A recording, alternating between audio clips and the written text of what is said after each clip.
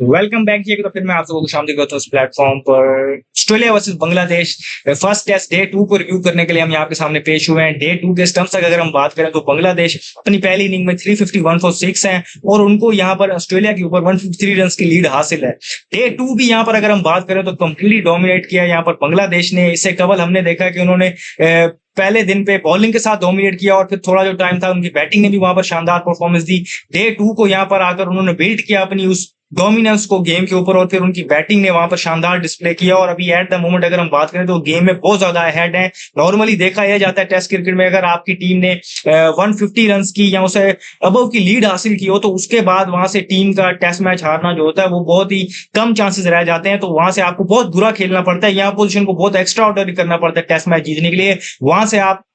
Test match हारते नहीं है, एटलीस्ट ये सिचुएशन है। तो बांग्लादेश ने अपनी शानदार परफॉर्मेंस की वजह से with the ball in the field और विद द बैट उन्होंने उस गेम को मजीद बिल्ड ऑन किया और अपनी जो डोमिनेंस है गेम को वो गेम के ऊपर इस टेस्ट मैच के ऊपर उन्होंने उसको मजीद आगे बिल्ड किया। अब यहाँ पर अगर हम बात करें तो डार्विन में आकर उनको हम ये कह रहे हैं कि सिचुएशन जो है उनको बहुत ज्यादा सूट कर गई है। अब अगर आप ये देखें कि जो उन्होंने यहाँ पर टूर मैच खेला था वहां पर वो बहुत लो स्कोर पे आउट हो गए थे। तो उसके बाद से यहाँ पर इस चीज पे बिल्ड करना कि अभी मेन ऑस्ट्रेलिया की बॉलिंग अटैक के आगे जो हम कहेंगे उनका, और सिर्फ ऑस्ट्रेलिया का नहीं ये दुनिया का बेस्ट बॉलिंग अटैक है, उनके आगे आप यहाँ पर ऐसी सिचुएशन में मौजूद है कि आपके 351 फॉर 6 हैं। तो उनकी बैटिंग की जितनी तारीफ की जाए कम है कि जो उन्होंने यहाँ पर बैटिंग डिस्प्ले पेश किया है। बेशक आप ये कह लेंगे विकेट स्लो साइड पे थी या फ्लैट थी, हर चीज जो है वो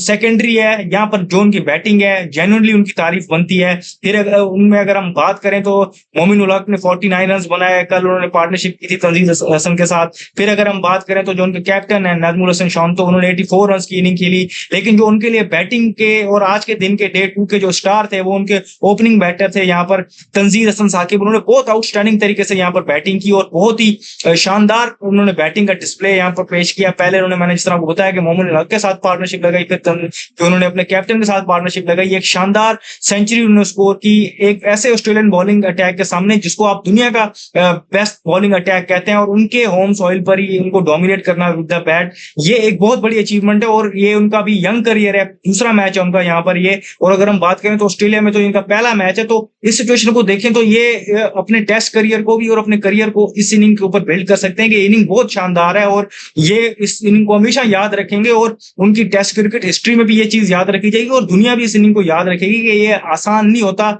ऐसे बॉलिंग अटैक के सामने उनके होम सोइल पर जाके परफॉर्म करना। तो वो उनकी जितनी तारीफ की जाए कम है। एक शानदार 100 था उनकी तरफ से, एक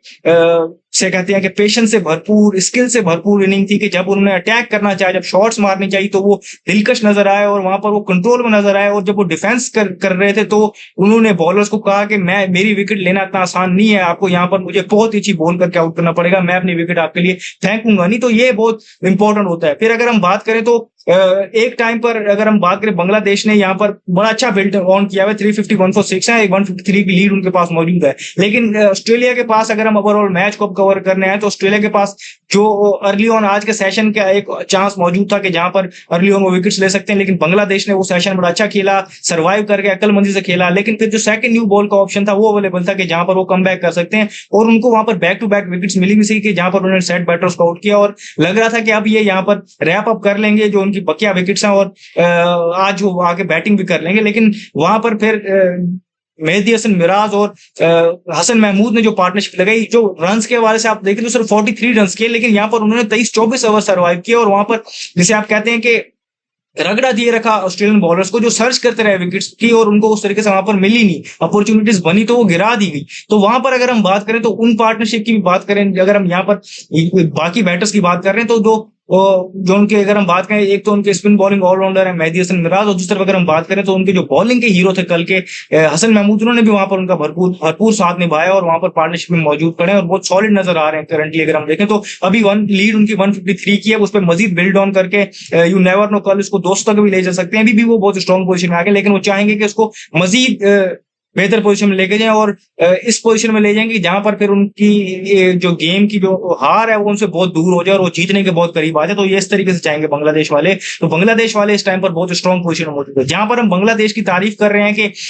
जिस तरीके से उन्होंने शानदार क्रिकेट खेली है, इंप्रेस किया सबको with the ball in the field with the bat, तो वहां पर उनकी जितनी तारीफ की जाए कम है। लेकिन यहीं पर ऑस्ट्रेलिया की बात की लोग यही बात कर रहे हैं कि इतना आसान नहीं होता कि ऑस्ट्रेलिया को आप जाके ऑस्ट्रेलिया में डोमिनेट करें, टेस्ट क्रिकेट में पर्टिकुलरली। लेकिन जिस तरीके से वो डोमिनेट हुए पहले 2 गेम्स में, और किसी ने एक्सपेक्ट नहीं किया था बांग्लादेश इतने लंबे टाइम तक डोमिनेट करेगी ऑस्ट्रेलिया को। ऑस्ट्रेलिया ने पहले तो बैटिंग में मैंने आपको बताया कि बिलखसूस जो बाकी भी अगर आप बात करें उनके लेजेंड्स भी जिनके नाम ले रहे हैं कि वेदर ओल्ड हो और साथ मार्नस लबुशेन हो और कैमरन ग्रीन, इन 3 पे पर्टिकुलरली उनकी बैटिंग लाइन में सवाल उठ रहे हैं कि ये उस तरीके से कंट्रीब्यूट नहीं कर रहे और ये कहीं ना कहीं जो उनकी टेक्निक भी कहीं ना कहीं थोड़ी सी फ्लॉट नजर आ रही है कि और इनके ना परफॉर्म करने की वजह से ये टीम जो इस पोजीशन में मौजूद है कि इस टाइम पर वो बांग्लादेश से हारने की सिचुएशन पे आके खड़े हो गए। तो वो सिचुएशन जो है उनको वो टारगेट किया जाए। तो बैटिंग में तो उनके ये मसले मसाइल है और काफी टाइम से हैं, उनको कवर कर देती है कभी ट्रेविस हेड की शानदार इनिंग, कभी स्टीव स्मिथ की शानदार इनिंग, कभी फिर इनको एलेक्स कैरी वहां से रेस्क्यू कर लेते हैं और कभी फिर बॉलर्स को आके वहां पर रोल प्ले करना पड़ता है। लेकिन इनकी जो बैटिंग है और उनकी जो परफॉर्मेंस है वो शेकी रही है। मैं पर्टिकुलरली इन 3 बैटर्स की बात करूं तो फिर अगर हम बात करें तो उनकी बॉलिंग जो है, कल उन्होंने ओवरडू किया चीजों को और वो बहुत ज्यादा ट्राई करने में चले गए कि उन्होंने ये देखा कि अगर बांग्लादेश का अटैक कर सकते हो हम भी कर सकते हैं, तो उन्होंने चीजों को ओवर अटैक किया और सिंप्लीफाई नहीं किया, जिसकी वजह से वो कल विकेट्स नहीं ले पाए। आज भी आकर उनको मॉर्निंग सेशन को डोमिनेट करना चाहिए था और वहां पर उनको उस तरीके से विकेट्स लेनी चाहिए थी, लेकिन वो नहीं ले पाए। तो वो भी अगर हम बात करें तो कहीं ना कहीं सिचुएशन है। लेकिन आप ये कह सकते हैं कि ऑस्ट्रेलियन की ये वाला बॉलिंग अटैक है, इन्होंने बहुत ज्यादा मैचेस जिताए हैं और